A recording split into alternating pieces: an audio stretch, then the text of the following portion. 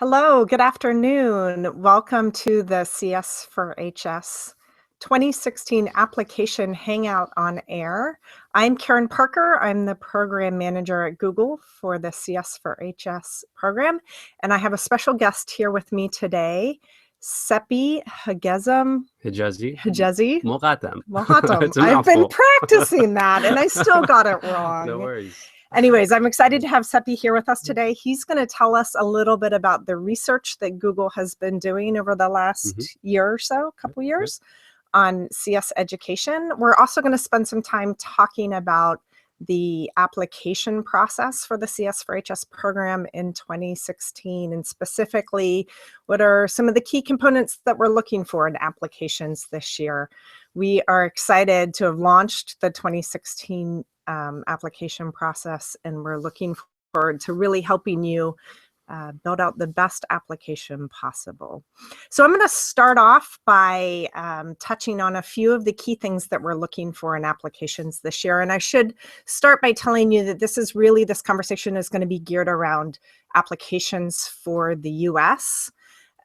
We will have additional Hangouts for applications in EMEA later, actually after the first of the year. So if you're from a different region, make sure to follow our Google Plus page for updated information on applications in other regions.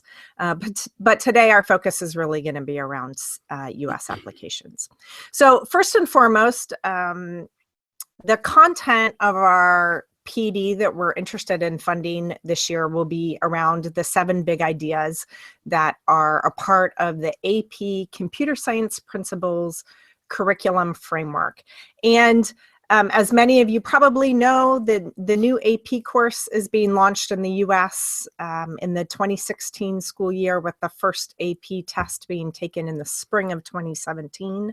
The curriculum, we believe here at Google that the curriculum framework that has been designed for this new AP course is really a great curriculum that opens up access to CS and really provides relevant and current information about what are the essential elements of computer science. Those 7 big ideas are creativity, abstraction, data and information, algorithms, programming, the internet, and global impact. So as you're thinking about the PD that you're putting together for the 2016 year and the application that you're going to be writing, we really want to see the content of your PD be centered around one or all of these 7 big ideas.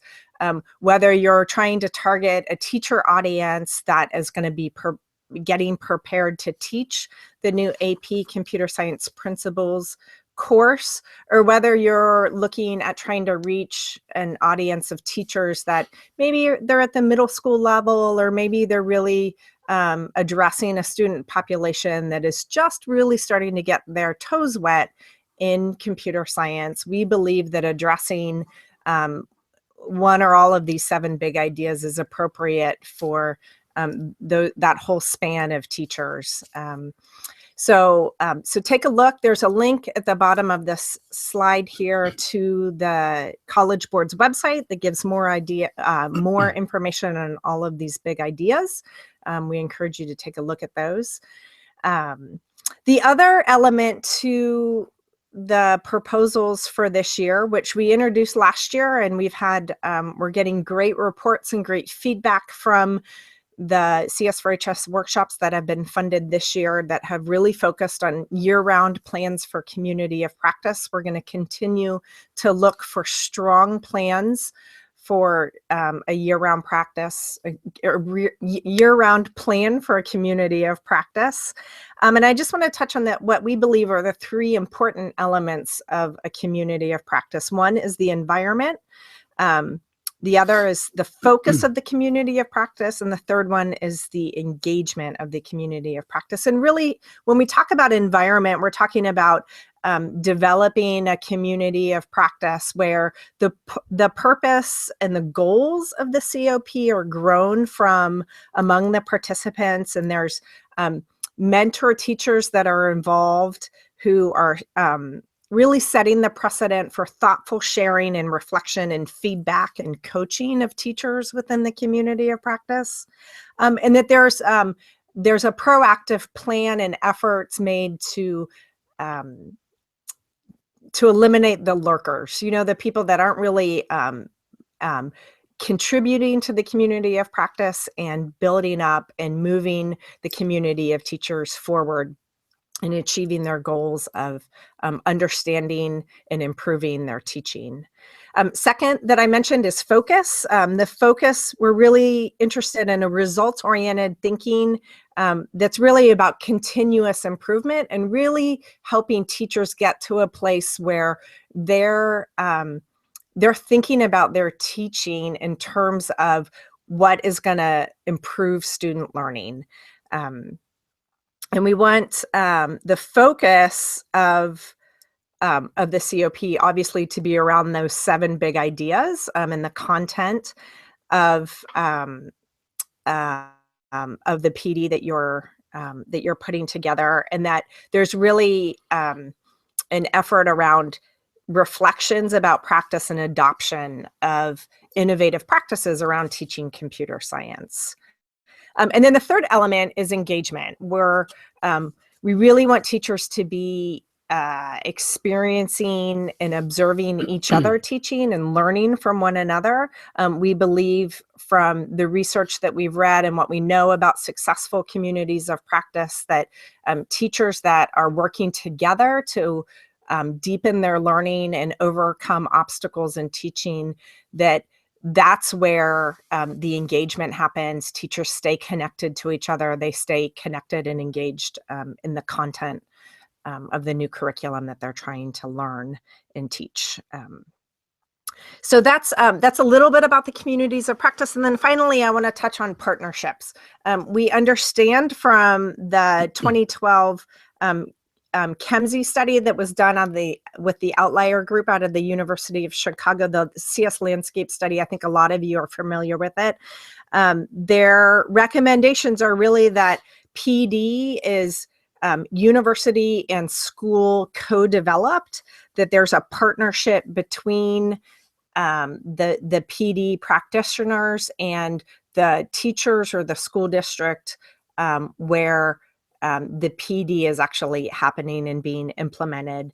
And we think we believe that that's important because it helps really ensure that the content of the PD is centered around the goals and the learning objectives of the teachers and is tied in with really what the teachers need to know and understand in order to move their knowledge of computer science to the next level. So those partnerships with a local school district or even a local CSTA chapter are going to be really important. And we're going to look for well thought out plans for what that partnership is going to look like and how you're going to support and evolve that partnership through the year. There's a link there in the slide to the ChemZ study. I encourage you to take a look at that if you're not familiar with it already. So that's a little bit about sort of the 3 areas that we're really going to be focusing on in our applications this year. We're going to save time at the end of this Hangout for you to ask questions. So please check out the Q&A section there on the Hangout and post some questions for us. But now I want to take some time to talk to Sepi here and hear a little bit about some of the research that Google's been up to. And you can also ask questions of Sepi. So tell us, Sepi, give us an overview. What's this study all about? Sure. So thanks, Karen. So I want to talk to you all about a multi-year study we've commissioned in partnership with Gallup to help us better understand the perceptions of and as well as access and barriers for computer science education in U.S. K-12 schools. A little bit on why we're doing this. So as many of you probably know, Google's mission is to increase access to information. And our approach to diversity is a natural extension of that mission. We really want to increase access to opportunities by breaking down the barriers that reduce people's chances to have access to technology, because we really want to empower folks. So our approach to diversity supports that belief. And really, if you look at sort of two key areas or 2 buckets, In one bucket, we're really working towards helping to diversify and make Google more inclusive, but we're also looking in this other bucket towards the outside of Google and really increasing opportunities for folks to take part in the technology space. So the focus and intent of a lot of our CS education work here at Google supports that the latter bucket, really working to expand the pool of technologists. And being a data-driven company, you know, we understand the trends that are taking place in the computer science education pathways. I'm sure, as many of you know, there are clearly underrepresented groups that are underrepresented in computer science education pathways, girls here in the US, Black and Hispanic students. And we see that unfold particularly around sort of key indicators like APCS participation, as well as computer science degree attainment. And I'll just jump in there and add that really the College Board and the NSF in putting together this new AP curriculum very much had an eye towards diversity in CS, and the hope and one of the goals of this new curriculum is that it is it'll allow for a more diverse participation in CS at the high school level. So that's, you know, to Sepi's point here, this is important to Google, and so we are supporting and promoting, trying to support and promote the AP curriculum framework, because we do believe that there's a great diversity element to it. Absolutely.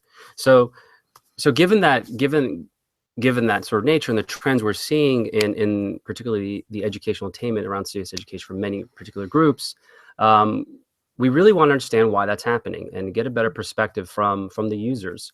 So as part of this multi-year study, we partnered with Gallup, and it is a 3-year comprehensive landscape research surveying awareness, perception, opportunities, and limitations in CS education. So we just wrapped up year 1. And I'm excited to share with you some high-level findings from the first 2 reports that we did. So the first report, which you're seeing right now on the slide, came out in August, and it is entitled Searching for CS, Access and Barriers in US K-12 Education. And this report really learned that broadly there's a lack of access to CS learning, both in terms of availability and opportunities in schools and exposure among students. So a couple findings to highlight from that first report, and you can see more in the next slide, actually. So 3 key findings I think are worth shedding light on and relevant to this audience in particular. So we found that demand for CS is really high, but prioritization for computer science across the board is really low. So, for example, 91% of parents want their child to learn CS, right? So this is good news for us, right? As a CS ecosystem. Now, unfortunately, or the area of opportunity for us is the fact that only 25% or 1 in 4 principals say that they actually have a CS-related course available in their school. Another key barrier that administrators in particular voiced from the survey include two important things. The first one is that a lot of the barriers for them involve the fact that they have so much pressure to focus on test preparation and other subject areas. So again, given the fact that CS in many schools is not a requirement, administrators and principals in particular are focusing on those that are requirements, so ELA, math, etc. The second thing that was noted and very pertinent to you all, CS4HS and all the applicants out there, is the lack of teachers trained in CS. So there's this perception amongst administrators that a barrier to entry for introducing CS rather is that they just can't find the qualified teachers. And another finding to highlight from this study also is that we found that access to CS opportunities, learning opportunities, differs across demographics. So specifically, Hispanic students have less exposure, while Black students have less access to CS learning opportunities. And then for females here in the US, we found that they're less likely to have learned CS. So they may have the access and exposure, but they were less likely to learn. And finally, for this report, we found that lower income students are less likely to have access to CS classes overall.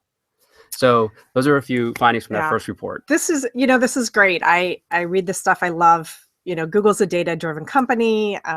And I love the data because it gives us stuff that we can take action on and we can move forward with. And I really believe that the partnerships that PD practitioners like yourself go out and establish with local school districts, hopefully can break down some of those barriers that we're seeing among and with administrators. I think that piece of data that you shared there, that you uncovered about the parents really being interested and understanding the value of CS, but the administrators not having a different view of it is new information for us in the CS education world. And I'm excited to see how the CS4HS program hopefully can help change some of that through well-developed PD plans. So thank you for sure.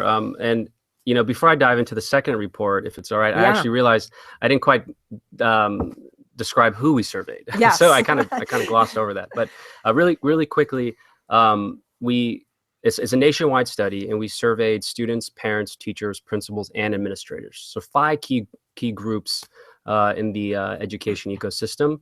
The student, parent, teacher groups are representative. And for the student groups, we actually made sure that we had enough representation amongst Black and Hispanic students so that we can actually report on the racial ethnic differences.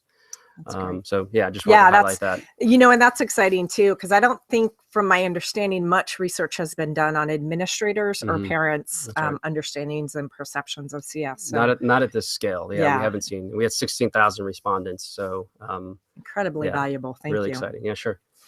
So can I go into the second report? Yes, is that right? Please do. do. So the second report, which we just released in November, actually. So feel free to access it. Actually, at the bottom of the slide, you'll see the page where you can go to download the 2 reports plus some other research that we've conducted in the past.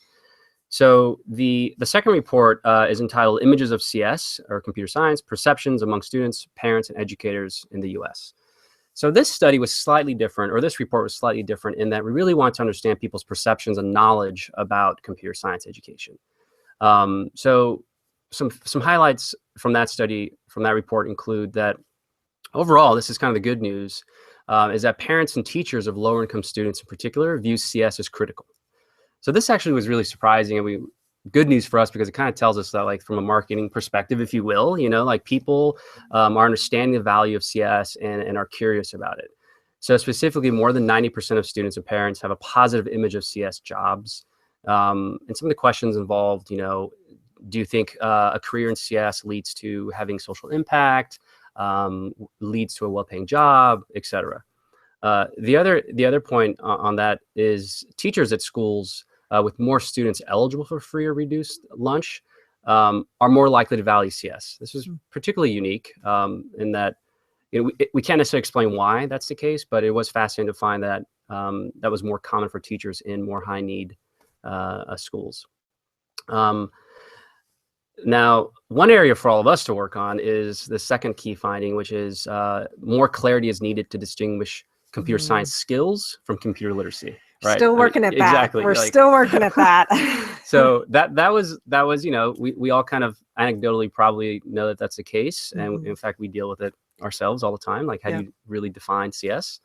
So what we found here is that more than 50% of students, parents, teachers, and principals do not properly distinguish between computer science. So we gave them options. We showed them programming and coding, creating new software, versus computer literacy. And the options they were given generally were creating documents, searching the internet.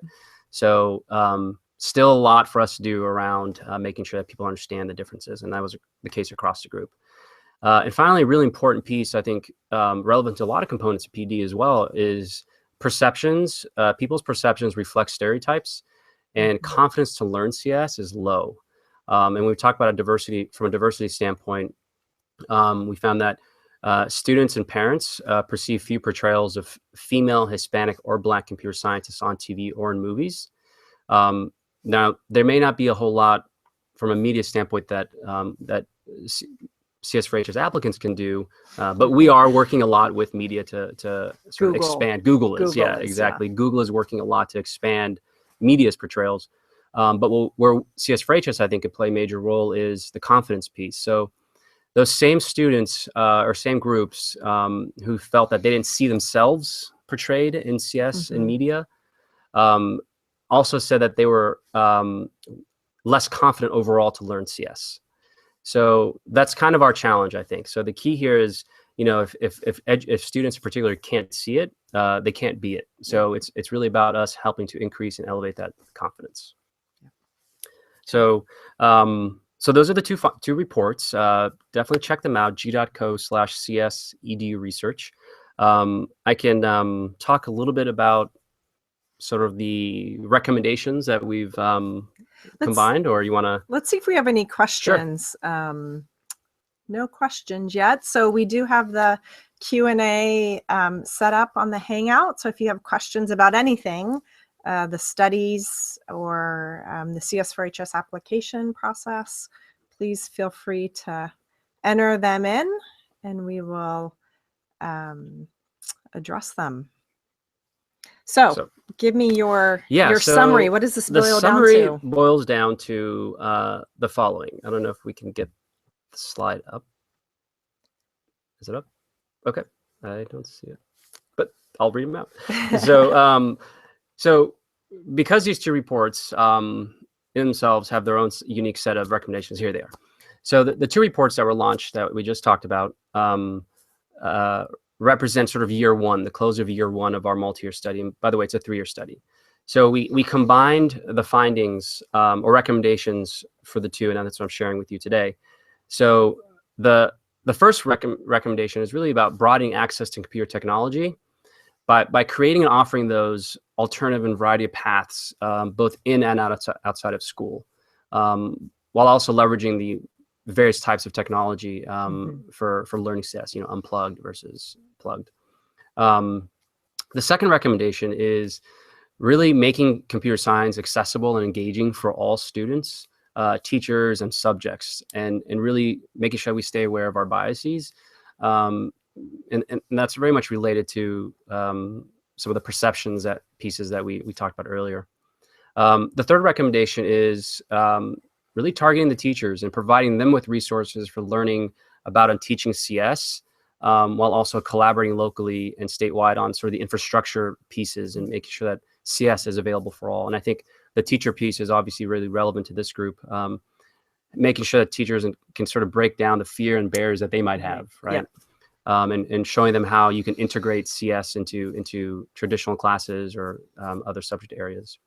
And finally, more broadly, it's really about working with school communities. This is something more probably related to parents, but really helping to increase awareness and exposure, and making sure that you're pushing your school communities to prioritize computer science. Yeah. So that's it. And do you have resources that folks can use to leverage some of these findings and share in their local communities? Absolutely. So it's a great question. So if you actually go to the g.co/CS edu research page, for each of the reports, we have a specific set of recommendations, and each of the recommendations are tied to resources. Awesome. So that's one way to leverage specifically what to do based on the recommendations. And then if you go to g.co/CS edu, that'll take you to Google's computer science education efforts. Yep. And from there, you can actually navigate to all the learning opportunities, resources, tools, funding opportunities, et cetera. Yep. Great. Well, thank you. Sure. Appreciate that overview. Yeah. That's a lot of information. No problem. And, thank you. And I've read the reports myself, and I know that there's even more information. There's a lot packed in there. So if any of you are intrigued, I encourage you to visit the website and do some more reading. Check in and see if we have any questions. No questions. Okay. Well, I will go ahead and maybe preemptively answer some questions that people might have. So our Application is open at cs4hs.com/application. You can access the link to the application itself. We also have an eligibility section, so if you want to look at in detail who's eligible, essentially anyone that is a part of a nonprofit, a university system, or an educational nonprofit that has experience providing teacher professional development is eligible to apply. And then we have detailed information in there about what we're specifically looking for regarding CS content in the application. We also are in the process of getting the application questions all added. The application itself is on the website. Unfortunately, you can't go in and view from the application itself. You can't go in and view all of the questions without actually answering the questions. So we're in the process of getting those questions put into a PDF format that we're adding to the website. There also have been added to our Google Plus community. We have a Google Plus community for CS4HS, which I hopefully you all are a part of if you're participating in this Hangout or watching the video. And we will continue to post more information there and resources to help you with your application. And we will be doing additional Hangouts on air in January, February, and March. One we know specifically will be about building good partnerships. We'll have some CS4HS awardees from previous years that have done an incredible job of building partnerships with local school districts, and they will be talking about their experiences and providing tips and tricks and recommendations for going about building good, strong partnerships for good PD. We'll also be at SIGC, the SIGC conference, and we'll be happy to answer questions about your application. That's just a week before applications are due. Applications are due on the 14th at midnight. So I guess it's really technically 11:59. On March 14th, applications are due. And we hope to make funding decisions and announcements by the middle of April. So hopefully this information has been helpful for you. And we'll check in one more time. No questions? Okay. Well, anything else? No. I'm excited about all the work that you all are doing and excited to see these applications. Yeah, it's going to be a great year. We're excited too, and we encourage you from all regions of the country. We want to really support good professional development across the country in all regions. So please check out the CS4HS website, join our Google Plus community, join in on the additional Hangouts, ask questions, let us know what you need. We want to help you build the most competitive application possible. So thanks for the great work that you do, and we look forward to hearing from you soon. Thanks. Bye.